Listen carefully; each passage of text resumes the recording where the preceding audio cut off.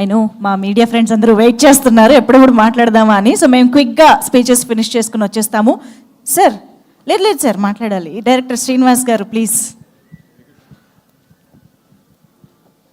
Hi అండి. Last time చెప్పినట్లుగానే ఈరోజు ఈ స్టేజ్ వరకు తీసుకొచ్చి ఒక చిన్న సినిమాను ఒక బ్లాక్ బాస్టర్ చేసి ఈ స్థితిలో మమ్మల్ని నిలబెట్టినటువంటి ఆ భగవంతుడికి ఫస్ట్ నేను కృతజ్ఞత తెలియజేసుకుంటున్నాను. అలాగే ఈ సినిమాని ఇంతగా సక్సెస్ చేసినటువంటి ఆడియన్స్కు సదా మేము రుణపడి ఉంటాము. అలాగే ఈ సినిమాను ఇంత సక్సెస్ అవ్వడానికి ఆడియన్స్ దగ్గరికి చేర్చినటువంటి మీడియాను మీ రివ్యూస్ ఏమైనా కానివ్వండి, అది 100% మేము గౌరవిస్తాం. ఎందుకంటే ప్రతిదీ తప్పు ఒప్పు అనేది ఎప్పుడు చెబుతూ ఉంటారు. కానీ ఎక్కడో కొన్ని సినిమాలు అన్ని రివ్యూస్ను దాటుకొని కూడా ఒక్కొక్కసారి పెద్ద హిట్ అవుతూ ఉంటాయి.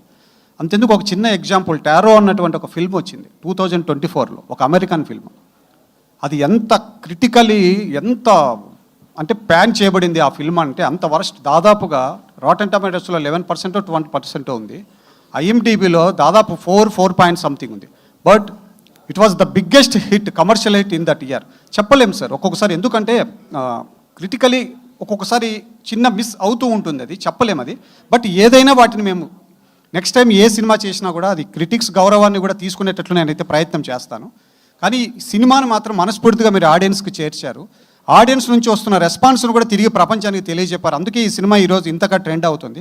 దానికి మీడియాకి ఎప్పుడూ కృతజ్ఞత ఉంటాము. అసలు ఈ సినిమా ఇంతవరకు రావడానికి కారణమైనటువంటి మా సినిమాకు దామోదర్ ప్రసాద్ గారికి ఫస్ట్ నేను కృతజ్ఞతలు తెలియజేసుకుంటున్నాను.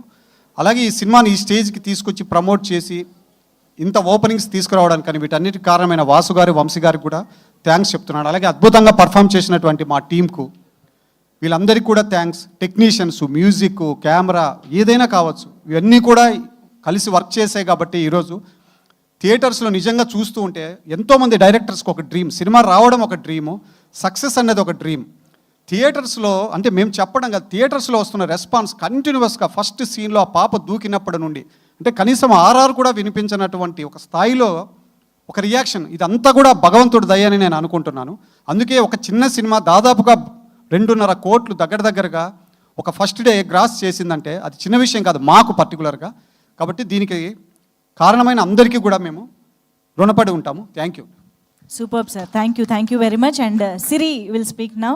ఎస్, అందరికీ నమస్కారం అండి. ఫస్ట్ ఆఫ్ ఆల్ ఇక్కడికి వచ్చిన మీడియా వాళ్ళందరికీ థ్యాంక్స్. నేను ఎక్కువ